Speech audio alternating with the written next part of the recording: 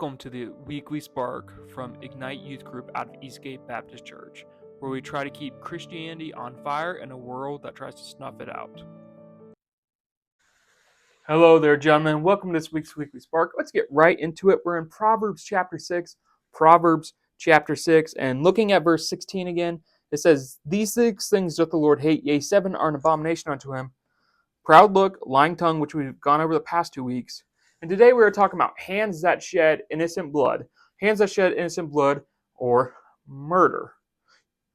And God hates murder. Genesis 9:6 says, "Whoso sheddeth man's blood, by man shall his blood be shed. For in the image of God made he man." So God says that, you know what, if someone kills someone else, then they should be put to death. So he institutes the death penalty for people who are murderers, because it says, "For the image of God made he man." God has created everything we see. You look at all the animals, all the plants, all just the ground, this universe, everything you see, God created. But only human beings are made in the image of God. So that's why he says that, when someone who sheds innocent blood, they shall be put to death. Why? Because we are made in the image of God. That's the big problem with, all this abortion and euthanasia that, that people are trying to make political issues. They are not political issues. They are spiritual issues. And God hates those things because they kill the innocent. And murder, just like pride and lying, murder is after Satan. The Bible says in John 8, he was a murderer from the beginning. So God hates murder. And you might be listening to this and say, "Pastor Ryan, I hear what you're saying and I agree. Murder is bad, but I don't plan on murdering anyone. What does this have to do with me?" Glad you asked. Let's turn to Matthew chapter 5. Matthew chapter number 5.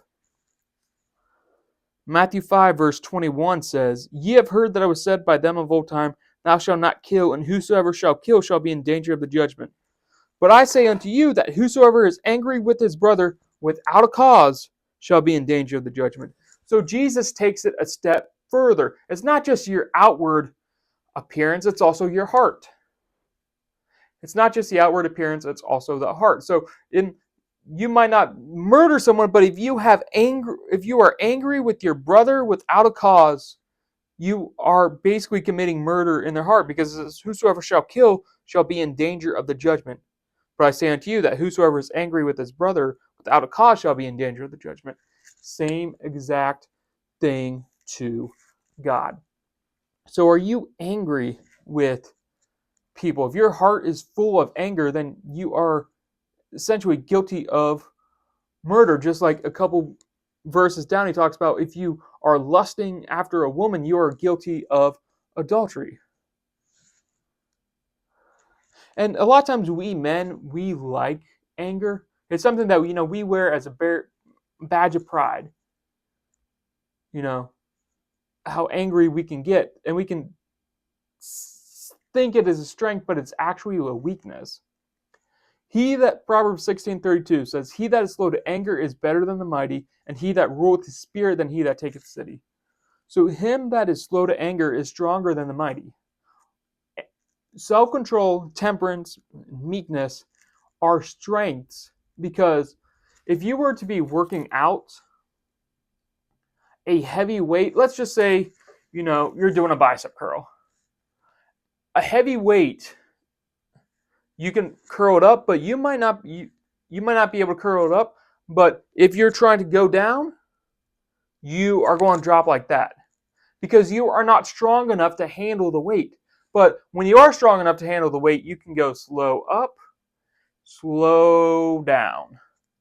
Why? Because you are strong enough to handle it. Same thing with anger, is that someone who is strong is, meekness is not weakness. It's, as what Pastor Barnes says, it's an automatic response to do right. It's strength under control.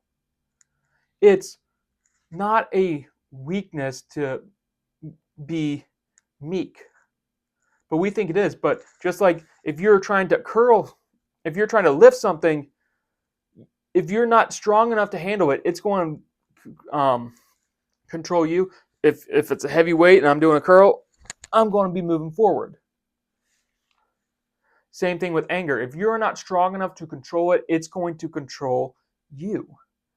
So that's why we should be meek, and we need to put off anger. So in the situations where, we want to be angry, a situation that happens where we want to be angry, we should, say, Lord, help me to be meek, and then, be gentle in your responses towards people. Don't be harsh. Be patient with people. Don't be blowing up in anger. Be like Jesus, because he is meek, the Bible says in Matthew 11. So we need to hate anger. We need to hate sinful anger and get it out of our lives.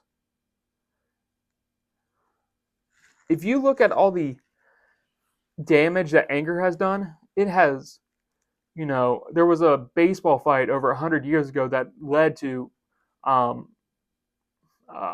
of the city being burned. You got people who are involved in road rage incidents and all the damage. Anger can be extremely damaging. It's not something you want to trifle with or you want to have in your life. We need to try and get it out. God hates ungodly anger, and he compares it to murder, which is how we opened with it. So my challenge to you is to not be slow to wrath. Be slow to wrath. When a situation comes up, be patient. You're going to have to ask God, help me be patient. Help me be gentle. But when you ask him, he will answer that, and you can get this anger out of your life. So, gentlemen, that's my challenge to you this week is let's defeat anger. Have a good week.